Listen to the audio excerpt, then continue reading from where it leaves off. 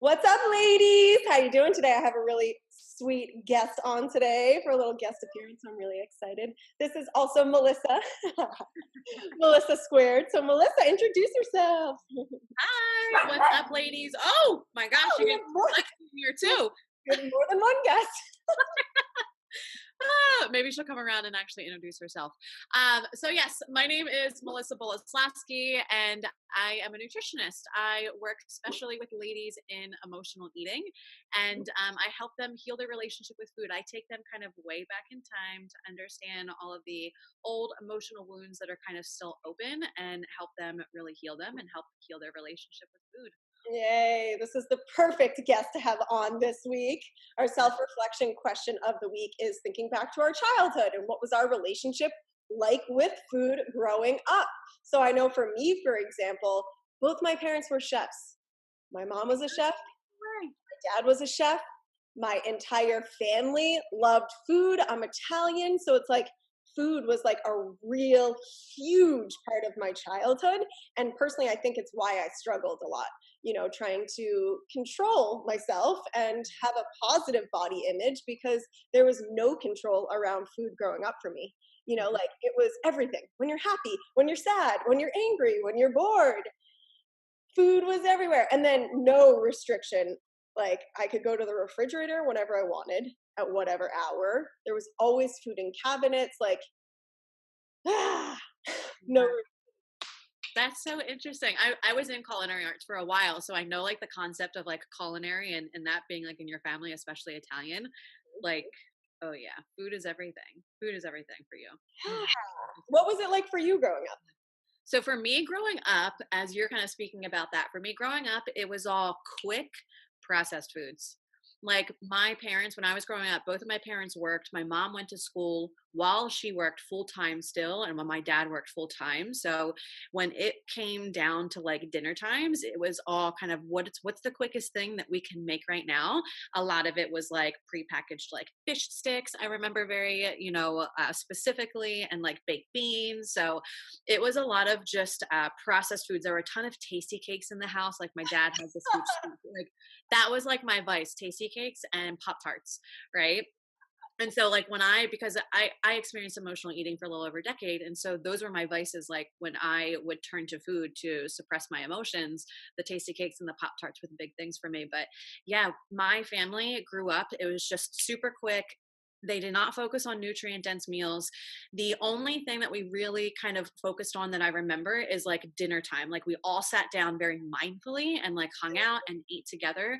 But everything else, like breakfast, lunch, on the go, or sit in front of the TV and eat, and just again a lot of like quickness, like a lot of quickness. And I noticed that pattern in my life when I was struggling with emotional eating. I was thinking back to like dinner time for me too, because it definitely was a family thing. Um, Mhm. my mom and my stepfather and I, we would like always sit down to dinner.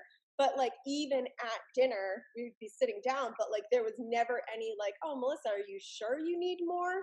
It was always like, oh, if you want seconds, go for seconds. Oh, if you want thirds, go for thirds. Right. And I know for a fact that that's where I got programmed into eating for flavor, not Mhm. actually just until I was full and satisfied.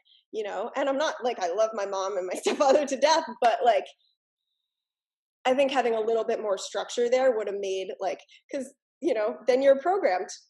That was really tasty. Maybe I should get more. Maybe I should get more. Maybe I should get more. And then not really thinking about how your body is feeling if you're like satiated. So I know that was like definitely a struggle for me. Yeah. Here's the thing though. So when it comes to like our parents, and this is something I always teach my girls, like we have to remember there's a generation difference. So Yeah. our parents were in this specific generation that nutrition wasn't a thing. It wasn't a topic. It wasn't, if there was a struggle somewhere, it wasn't something really talked about. And I do remember like Weight Watchers being a thing, like when my mom was younger, in her like 30s and 40s. So there was diet culture, but it still wasn't so blown up to where people would just kind of question all of these things and question what went on. So we can't blame our parents for a thing. Like they No, did definitely things. not. could do with the best of their ability, right? And that's it. And that's totally fine. Is it kind of like a bummer because here we're all in like what, our 20s and 30s, like figuring like everything out and navigating everything. And we're starting to realize like, oh, okay, how we grew up, there's like patterns and behaviors there, and it is affecting us now in our adult world. So we can't blame anybody. It's okay. We didn't miss out. Just be really aware about it now and start addressing it. Yeah. So how do you suggest that people kind of like address some of the habits that they learned growing up? Yeah. So I'm super big on self assessment. So being really aware of who you are, what you're doing with your behaviors, and actually assessing all of it. So, something I've really been getting into with my clients is to become aware. Use your five senses. Number one, like start getting adjusted to paying attention to when you touch things, when you're seeing things, when you're tasting things, when you're hearing things. Like utilize your five senses. It's going to start to help you become aware of your surroundings and in your life and what your behaviors are, right? If you don't have your awareness, you're going to struggle to understand what your behaviors are. So awareness is number one, but then also too, just give your self assessment. Like ask yourself the question, when I think about food, when I see food, when I hear it, when I'm surrounded by it, what kind of emotion comes up for me, if anything? Like, am I angry? Am I sad? Am I overwhelmed? What is it? And the biggest one, which is the huge connection point here, is like, why? Why do I feel like that? So if you had this emotion of anger, you want to think back in your childhood. When was I angry at the same time in my childhood? And then I turned to food to suppress whatever that emotion was. That's the biggest connection point. So now I'm like trying to think about my own experience. And I think that like for me, food was like Hmm. such an excitement.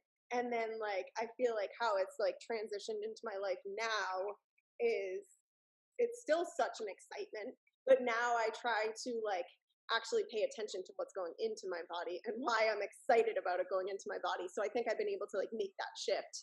But that's very interesting to think about really paying attention to that emotion.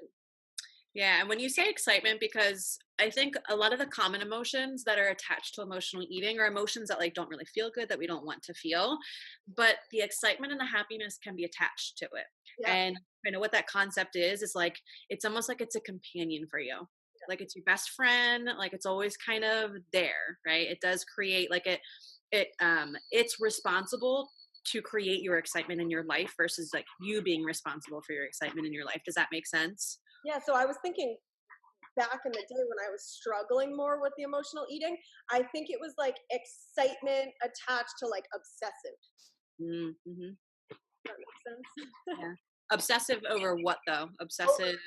like over always wanting to eat, always wanting to Mm, fill the void of boringness with that excitement. Does that make sense? yeah. So infatuation almost. Yeah, that's a good way Yes. of putting it. Yeah. So that's like another sign of emotional eating is like you're so infatuated with your food. Like if you were in a social setting, like maybe you had a family like get together or something and everyone was cooking and like all these good flavors, you're just like staring down at your food and you're just enjoying the flavor so much. You're like, I am so infatuated with this food right now. You're not even paying attention to anybody else that's like around you.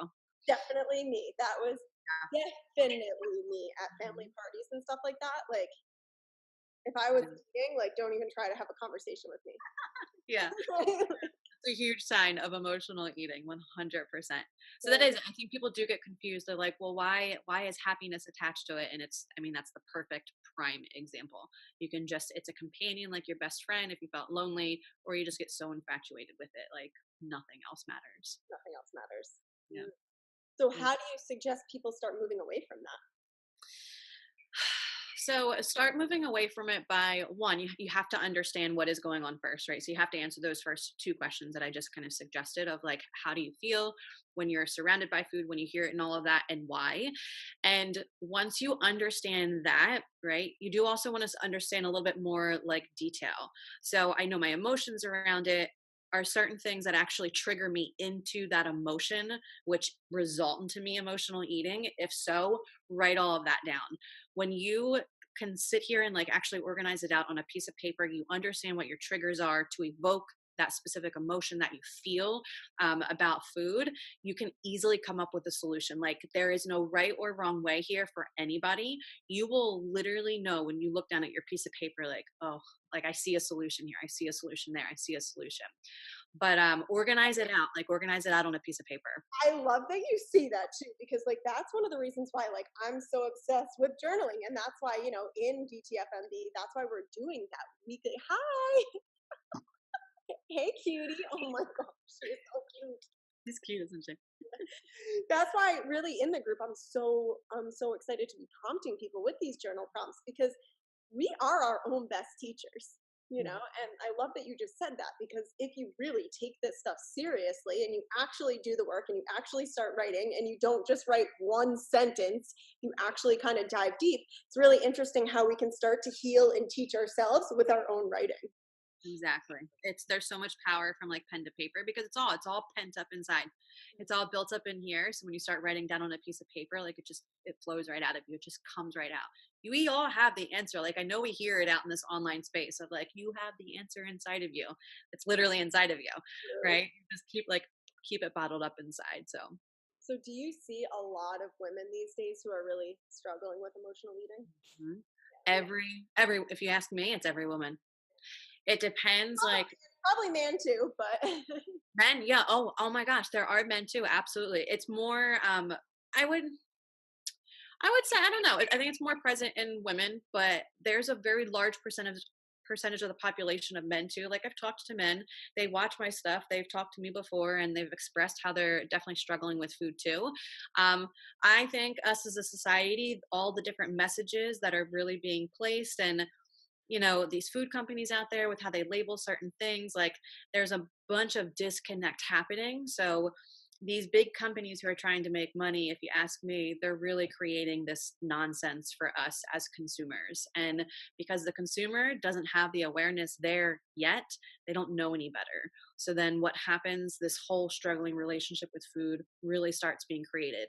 Food is a part of our life, we need to eat it to actually live. So if there was proper education about this, we would be totally fine. But it's not there. It's not in our school systems. And my gosh, like I really want it to be in our school systems one day. right?